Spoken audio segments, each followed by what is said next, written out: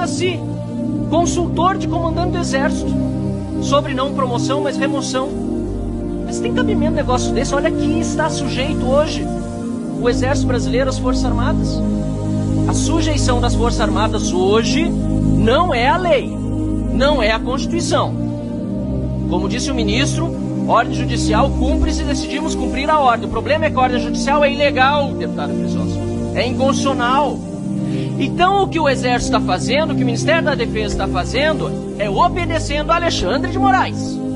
É Alexandre de Moraes que manda nas Forças Armadas brasileiras. Não é a Constituição, não é a legislação, não é a lei que vale, porque vocês sabem. Uma coisa que eu posso dizer em elogio ao senhor, General Tomás, o senhor é inteligente. O senhor é tão inteligente que sabe que o que está acontecendo aqui é uma maquiagem. É um simulacro de devido processo legal. O artigo 69, aliás, do Estatuto dos Militares, diz que é só em caso de flagrante que poderá um militar ser preso por autoridade policial, militar ou civil. O senhor sabe que mesmo o caso, fora do contexto que o senhor citou aqui, teve participação pelo menos de coordenação do Exército. Esse negócio de entrar na Vila Militar, como fizeram, para fazer busca e apreensão, o senhor sabe que é absurdo, o senhor é inteligente. O senhor sabe que é ilegal. O senhor sabe que é inconstitucional. E o senhor sabe que está obedecendo a ordem de Alexandre de Moraes, desrespeitando a Constituição.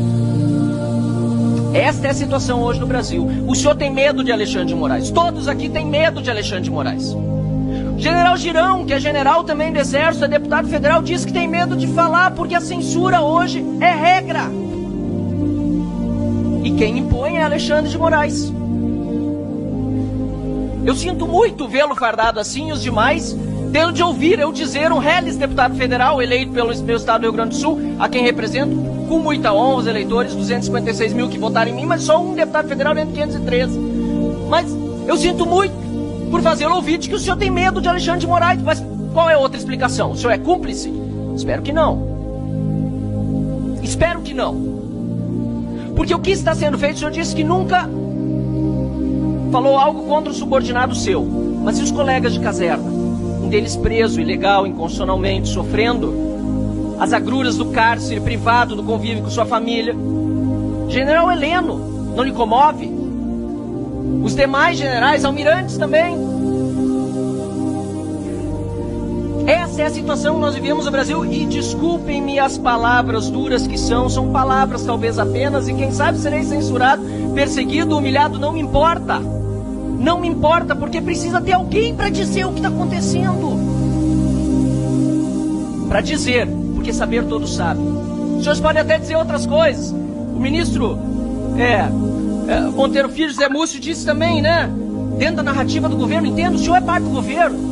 Que a polícia do Distrito Federal demorou a chegar. O senhor sabe que não foi assim. A Força Nacional estava parada de prontidão do lado do Ministério da Justiça, não foi utilizada. O governo contribuiu. G. Dias, Gonçalves Dias. Onde viu? Onde está? Ninguém sabe, ninguém viu. Mas foi a polícia do Distrito Federal que demorou a chegar. Claro, é isso que é para ir para os livros da história. Tomara que no próximo mandato, tomara que se encerre esse com o impeachment do Lula e o senhor seja ministro de novo e possa tratar de outra narrativa, mas uma que seja verdadeira. Não essa que o PT está espalhando, não essa do golpe. Eu entendo o seu papel, mas eu sei que o senhor entende o meu também, de oposição. E de buscar deixar bem claro aqui as perguntas que eu fiz e que não foram exatamente respondidas, porque eu perguntei se o Código Penal Militar ainda existe. Porque para esses militares, inclusive os da ativa, não está valendo. Eu perguntei sobre a reação às ordens da justiça que eram ilegais. Eu disse, não, cumpra-se da justiça, mas são ilegais, são inconstitucionais. O Exército, as Forças Armadas, o Ministério da Defesa, nada vai dizer quando uma ordem é ilegal, quando é inconstitucional. Não vai se pronunciar, é isso. Não obstante ilegais, não obstante sendo ordens de um ministro da Suprema Corte, que não é o presidente da República, fazendo o Exército cumpri-las a desagrado da Constituição, o Exército não vai se pronunciar. E se o problema é Senado, por exemplo, tem assessor parlamentar que chega, tem presidente do Senado, tem membro do Senado para lá conversar para fazer isso, o impeachment de um ministro, ou pelo menos a contenção da Corte acontecer por meio daquele parlamento, daquele lado de lá. Mas me parece, e até gostaria de saber se existe algo nesse sentido, mas me parece que não há nenhum esforço para que essa ditadura não se consolide no Brasil com apoio obsequioso das nossas Forças Armadas. A terceira pergunta, se o senhor se consulta com Alexandre de Moraes, o senhor respondeu afirmativamente, né? Não precisa mais responder. E ficou muito claro, infelizmente, que isso acontece. E a quarta, se as Forças Armadas entendem que há uma prevaricação diante dos abusos de autoridade cometidos por Alexandre de Moraes.